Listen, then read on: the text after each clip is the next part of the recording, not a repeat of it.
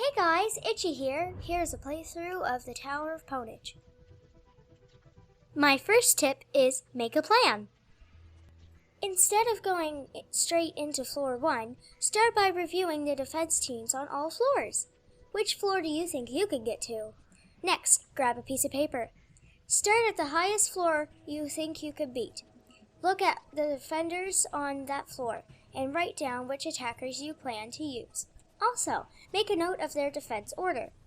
Remember, same speed defenders will attack in the order they are listed. Your strategy for each floor should be to kill one of the defenders that is first to go, so you can gain the advantage of taking the next turn. In your plan, note your attackers for each floor. Try to think about when you will heal them or use heroes like Dagrun and Echo to re-energize other important heroes. The reward for beating the entire tower is 300 gems. That's 300 gems every time you beat the tower. Just remember, your heroes do not gain energy or health if left unused. Factor healing and re-energizing into your plan. In this playthrough, I make some mistakes. The first mistake I made was not thinking about floor 1 too much. By the time I entered the floor, I'd forgotten which defender to attack first. I put more effort in thinking about the higher floors. I hope you learn from my mistake and plan well for all floors, not just the difficult ones. For this first floor, I will just use some basic abilities and try to get energy regains between rounds. Tip 2. Try to play the early floors with basic abilities to increase hero energy. Dagger and Bovis are two of the heroes that self-heal. Tip 3. Self-healing heroes can play an important role in the tower. Now, if all is going well, just continue by following your plan. Floor 2. Torchy is great in the tower, as he is fast and his abilities recharge very quickly. The only problem is keeping him alive. Just make sure your plan has healers in at various floors to heal important heroes like Torchy.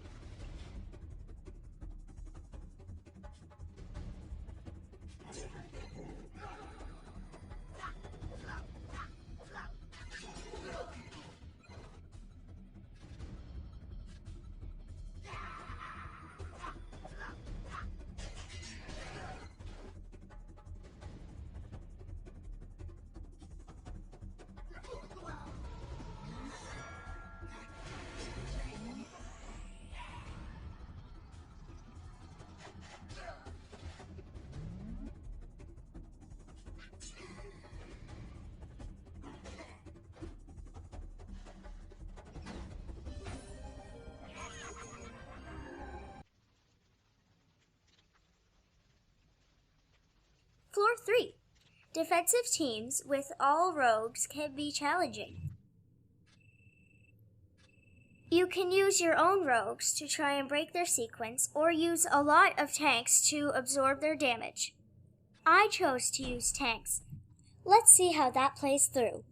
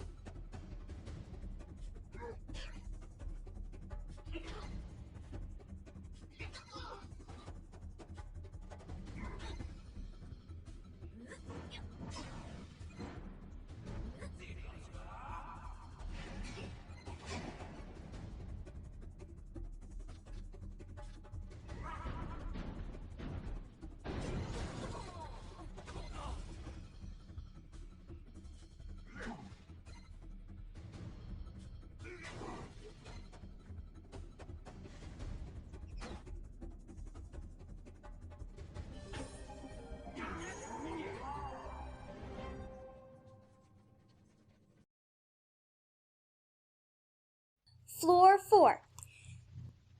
The idea I had here was to use some important heroes to get an advantage. Then, re-energize them with Echo for later floors.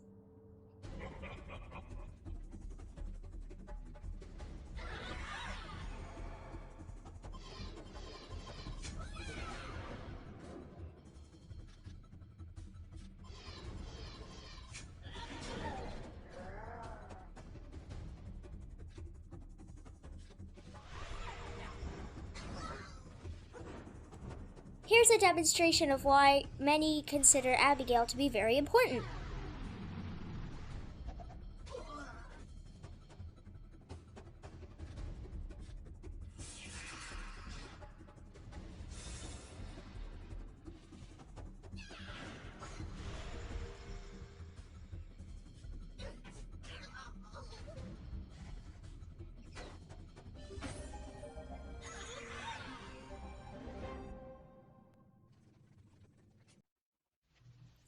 Floor 5. Just going to use a couple of fast heroes to gain the advantage here.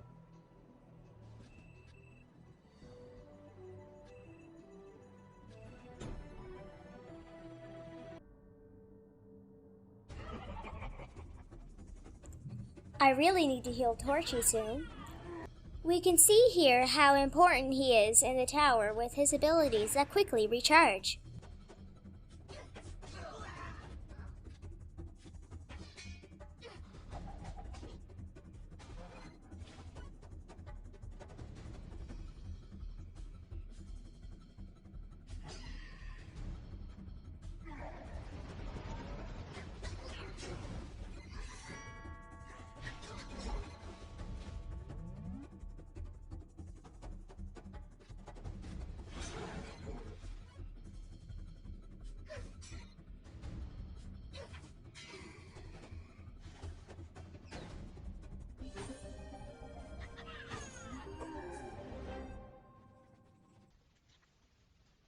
Floor 6. My objective here is to heal Torchy. I use 2 water heroes as bait for Willow. Hopefully she will attack them instead of taking aim at Torchy.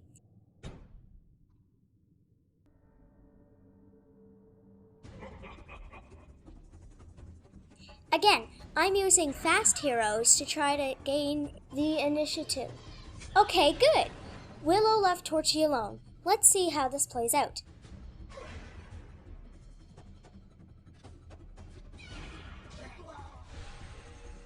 On some levels, consider freezing all enemy targets for a couple of rounds so that 2 of your heroes can restore energy.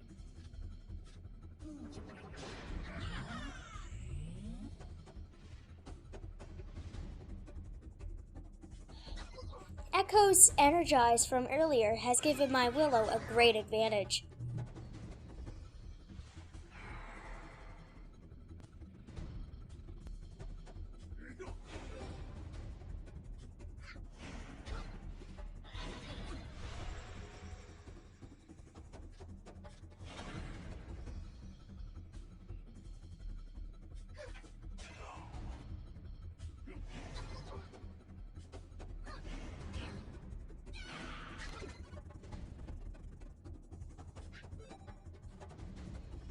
So, that didn't work out as well as I'd hoped.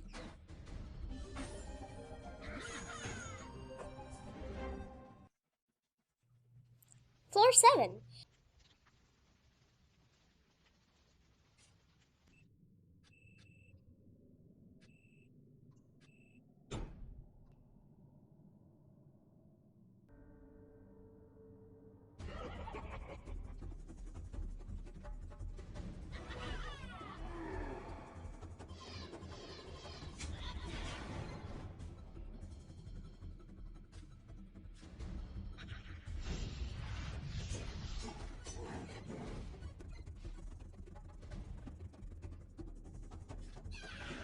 The plan here was to try and restore Torchy. Everything was going well until I decided not to use Stampede.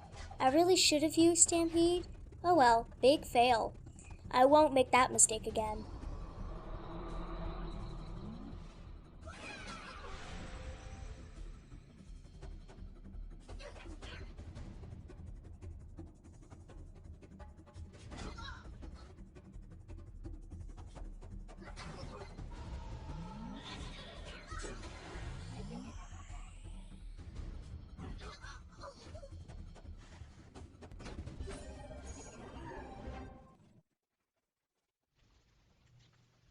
Floor 8. So, how do we recover when we make mistakes or the plan fails?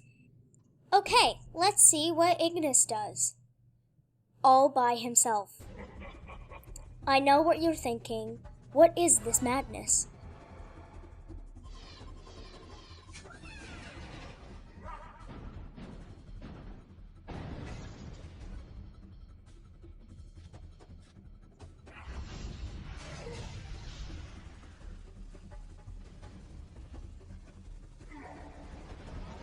So, what was the point of that?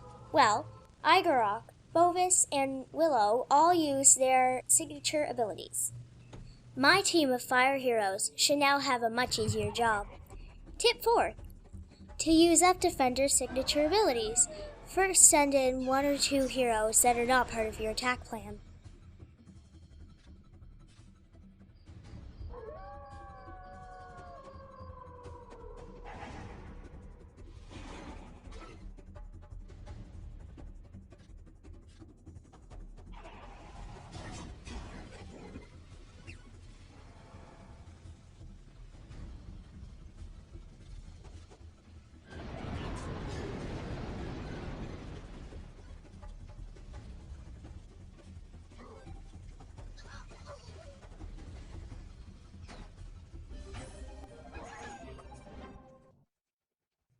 Floor 9.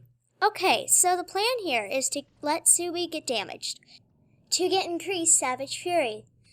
Then, use taunts to protect him from further damage. I decided not to take a 4th hero as they would probably take unnecessary damage. Tip 5. Don't use any more heroes than you have to.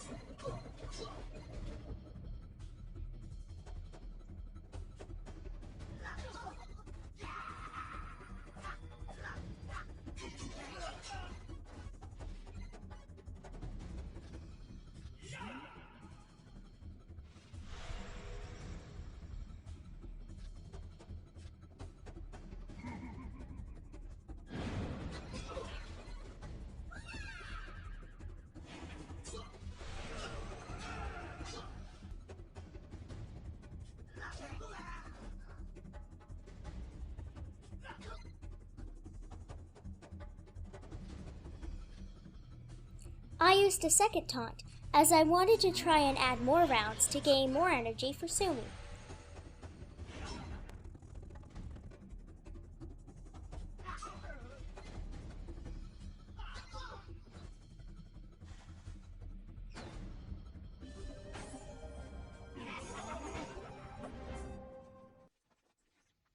Floor 10.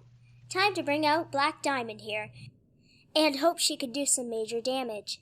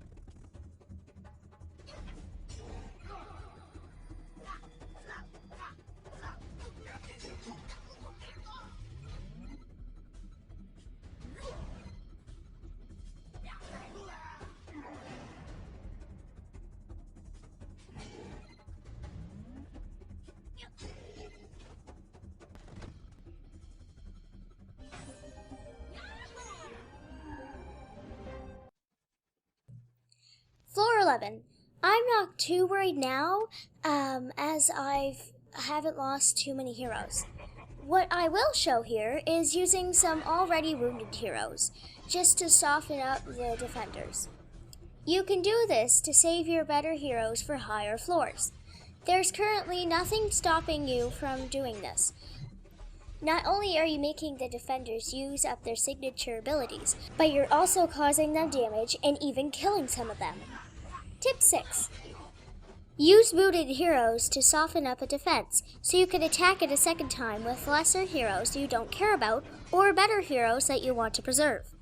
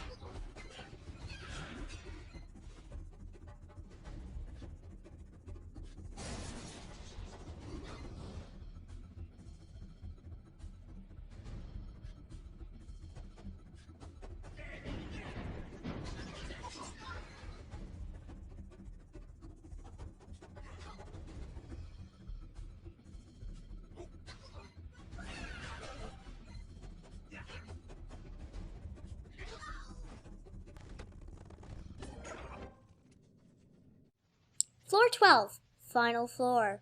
So we got here, we're in good shape as lots of good heroes were preserved. The final floor is currently very easy.